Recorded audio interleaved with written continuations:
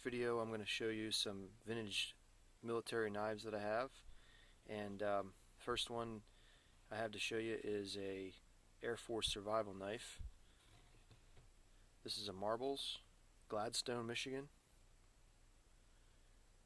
and this was bought by my grandfather out of the back of American Rifleman magazine. They used to advertise these surplus Air Force survival knives, as my dad told me, and that's where he got this one. And it's in pretty nice shape. Handle's still in good shape. You can see the compressed leather washers.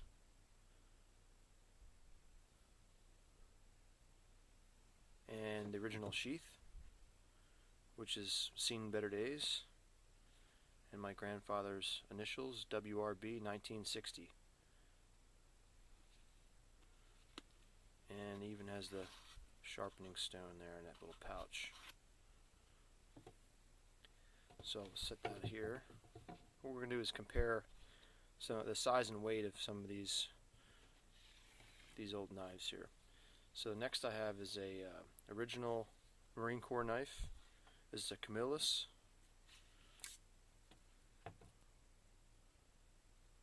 And you can see on the back there, USMC. Again, the handle on this one is still in great shape. Those compressed leather washers. And this one has an interesting story behind it. This was actually traded for a drink in my great-grandfather's bar.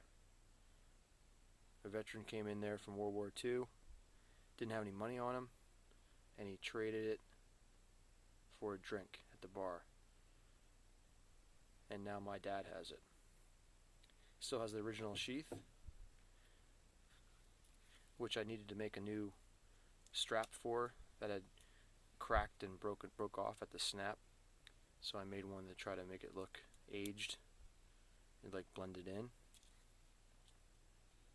And you can see the sheath is in decent shape. It's pretty hard.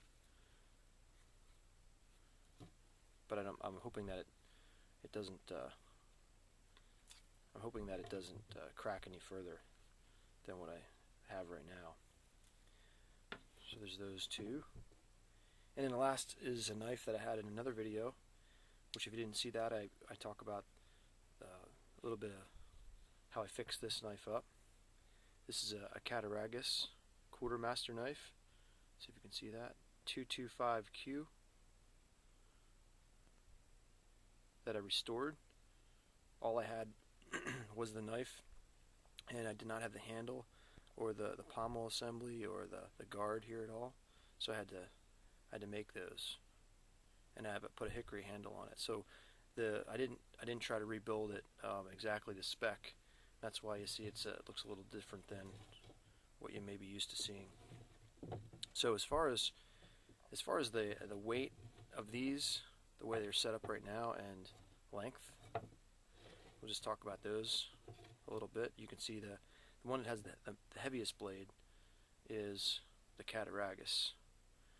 There it is compared to the Marine Corps knife. This Marine Corps knife, the blade on it has been sharpened away somewhat, but you can see that, and so has this Cattaraugus, but you can see that the Marine Corps knife blade is longer and thinner, and also not quite as heavy, not as wide. Similar near the base, but this is a little bit thinner. So as far as the weight goes, we have, when I measured them, just around 8 ounces, 9 ounces, 10 ounces.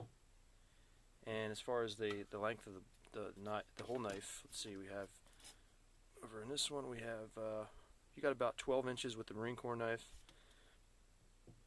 The Cattaraugus is about 10 and a quarter, and then the Air Force survival knife, about 10 and a half. That's overall length. And I have one last knife here to show you a comparison, and that is this, if I can reach it. This is a late 80s, early 90s reproduction Marine Corps knife. Just to show you a comparison between that and the original. and move them up a little bit so hopefully you can see them. And as you can see, this one says K-bar, it's stamped K-bar, Olean, New York, and on the other side, USMC. So it's kind of backwards stamped from what the original is, on this one at least. And the originals were made by different knife manufacturers, as I understand it. So you do find different stamps on there, and this one I had since I was younger, in probably the late 80s, early 90s is when my dad bought this reproduction for me, and he lent me this World War II Marine Corps knife just as a comparison. So the handle, just the way they manufactured this handle, is a little more thin, as you can probably see there. You have a much wider handle on the original. The reproduction is more tapered and thin, and the blade is actually a little bit heavier and thicker on the reproduction. See if you can see that. I'm not sure if you can pick that up.